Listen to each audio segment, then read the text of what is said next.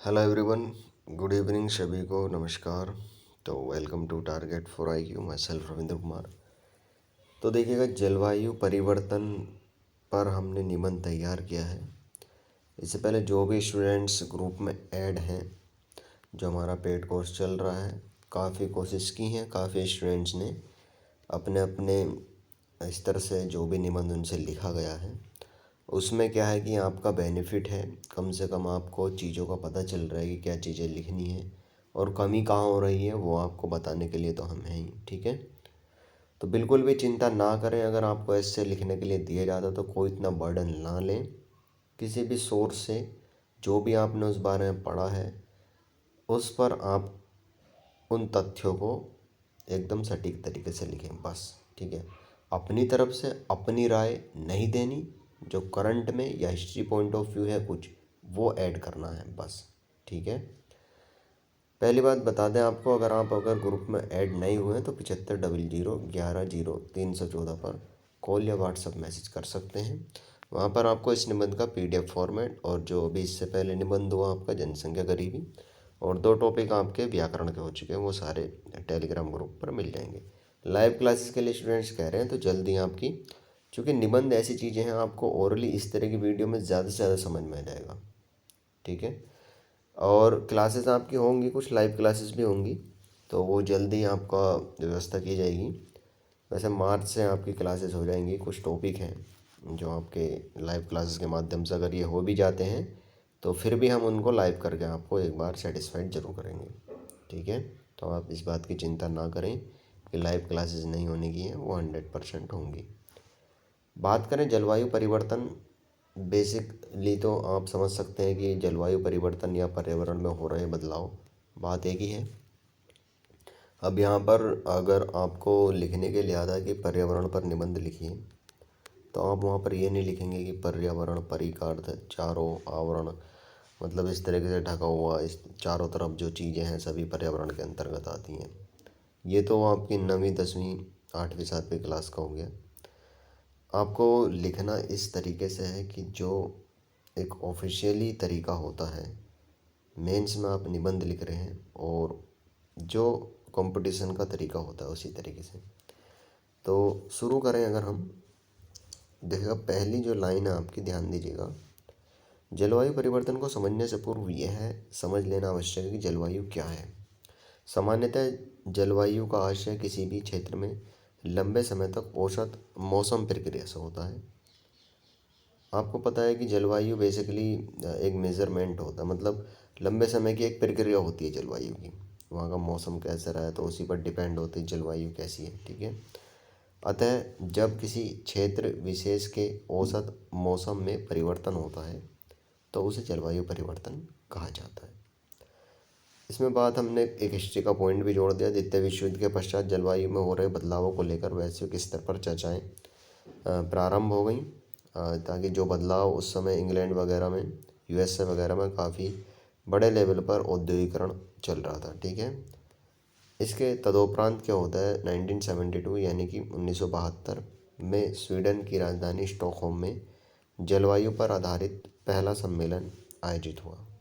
तो पहला सम्मेलन हुआ, यहाँ से क्या होगा, एग्जामिनर को पता चल जाए कि हाँ, जलवायु से रिलेटेड काफ़ी अच्छी नॉलेज है, सबमिट का भी नॉलेज है। तो इस तरीके से अलग कुछ चीज़ें होती जो एक प्रभाव डालती हैं सामने वाले पर। ठीक है, तो वो चीज़ें ऐड करनी ज़रूरी है निबंध में।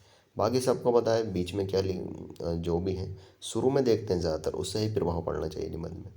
ठीक है, तो सम्मेलन हुआ और तय हुआ कि प्रत्येक राष्ट्र जलवायु में हो रहे बदलाव से निपटने के लिए घरेलू नियम बनाएगा, जो भी अपने स्तर से बनाना चाहते हैं। बात करें दूसरा, तो दूसरा पैराग्राफ में यह है कि निरंतर हो रहे जलवायु परिवर्तन के अनेक दुष्प्रभाव विश्व में देखने को मिल रहे हैं।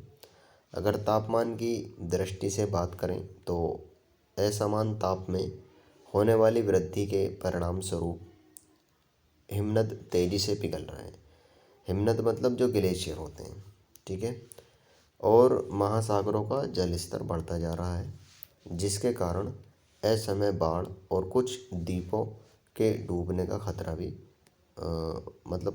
बढ़ता जा रहा है। जलवायु परिवर्तन में तीव्र औद्योगिकीकरण की भी बड़ी भूमिका है।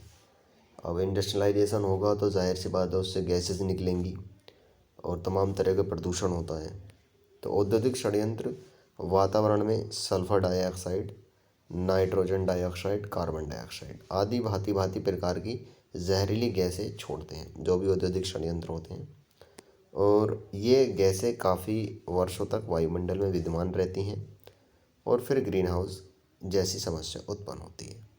अब आपने देखा कि हमने पॉइंट जिसमें रिलेट करें हैं हिस्ट्री का पॉइंट, पहले हमने थोड़ा उसका 6-7 लाइनों में हमने उसको समझा, फिर उसको हमने हिस्ट्री से पॉइंट रिलेट किया, फिर कहाँ कहाँ पर क्या दुष्प्रभाव हैं, क्या उसके परिणाम हो रहे हैं, जो परिवर्तन हो रहा है, और फिर अब हम जो उसके कारक हैं वो भी इसमें जिक्र कर चुके हैं। ठीक है, वैसे कारक बहुत हैं, बहुत मतलब हम लिमिटेड चीज़ें हमें लिखनी है एक स्टैंडर्ड वे में। अब यहाँ पर जैसे इस पॉइंट में आपकी बात की गई, निरंतर बढ़ती हुई आबादी की ज़रूरतों को पूरा करने के लिए उच्च स्तर पर वनोन्मूलन हो रहा है, मतलब वृक्षों की कटाई काफ़ी तेज़ी से हो रही है, आपने भी देखा होगा अपने आसपास। और उससे एक बड़ा फैक्ट ये भी होता है, मृदा अपरदन फिर ज़्यादा होता है, मतलब मिट्टी का कटाव ज़्यादा होता है, बाढ़ आ जाती है तो। ठीक है, इसलिए पहाड़ी क्षेत्रों में वृक्षों का कटान होने पर, खासकर आपने सुना होगा उत्तराखंड वगैरह में क्यों आंदोलन किया जाता है, जो महाराष्ट्र का पहाड़ी क्षेत्र है वहाँ पर भी क्यों आंदोलन किया जाता है, क्योंकि जो वृक्ष होते हैं उनकी जड़ें जो होती हैं वो सोइल को, मिट्टी को जोड़ने का, मतलब एक ही जगह रोकने का काम करते हैं। अगर बारिश होगी कुछ भी होगा तो वो मिट्टी एकदम से फिसलेगी नहीं, और जो पेड़ ही नहीं होंगे तो जाहिर सी बात है कटान जाता होगा। ठीक है, तो थोड़ा बड़ा टॉपिक हो गया। तो जिस कारण पृथ्वी का हरित क्षेत्र घट रहा है, हरित क्षेत्र मतलब कृषि करने योग्य भूमि का, साथ ही जलवायु में भी बड़े पैमाने पर बदलाव देखा जा रहा है। तो आपने देखा कि किस तरीके से हम निबंध को अपना पॉइंट टू पॉइंट लेकर चल रहे हैं। जलवायु परिवर्तन केवल मनुष्य जाति के लिए ही समस्या उत्पन्न नहीं करता है, वरन अन्य क्षेत्रों पर भी, जैसे वर्षा पर प्रभाव। वर्षा पर प्रभाव कैसे करेंगे, जैसे आप कहीं पर वृक्षों का ज़्यादा हाई लेवल पर कटान होगा, जो भी वनोन्मूलन होगा, तो जाहिर सी बात है वर्षा की कमी होगी। जैव विविधता, बायोडाइवर्सिटी बहुत कम हो जाएगी, मतलब जहाँ पर अनेक प्रकार के जानवर जो भी हैं वो अगर रहते हैं और वहाँ से वनों का कटान हो जाएगा तो वहाँ पर वो चीज़ें लुप्त हो जाएंगी। ठीक है, कृषि पर प्रभाव पड़ेगा, जाहिर सी बात है, और समुद्र आदि पर प्रभाव देखने को मिलता है। और इसमें आप याद रखिएगा जो चीज़ें हैं बहुत लिमिटेड तरीके से, पर्यावरण या जलवायु या जनसंख्या गरीबी एक ऐसे निबंध होते हैं, कितने भी शब्द आप लिख सकते हैं, 300 तो छोड़िए आप, 500, 700, 800, 1000 भी, वो ख़त्म ही नहीं होंगे, इतना मतलब ऐसे ब्रॉड होएगा। लेकिन क्या चीज़ लिखनी है, कंसेप्चुअल चीज़ क्या डालनी है उसमें, ताकि लिमिटेड सोर्स में हमें ये पता चल सके कि हाँ निबंध में जो बूझा गया है वो इसमें आउटपुट दिया गया है। ये हमारी पूरी कोशिश है। ठीक है, जलवायु परिवर्तन से निपटने के लिए 2015 में भी पेरिस समझौता हुआ, और अभी हाल ही में 2021 में COP26 समिट हुई है ग्लासगो में, जिसमें नेट जीरो कार्बन प्रमुख विषय रहा। और इसी बैठक के दौरान भारत ने भी अपना शून्य कार्बन लक्ष्य वर्ष 2070 तक पूरा करने का निश्चय किया है। तो ये आपका पूरा निबंध था।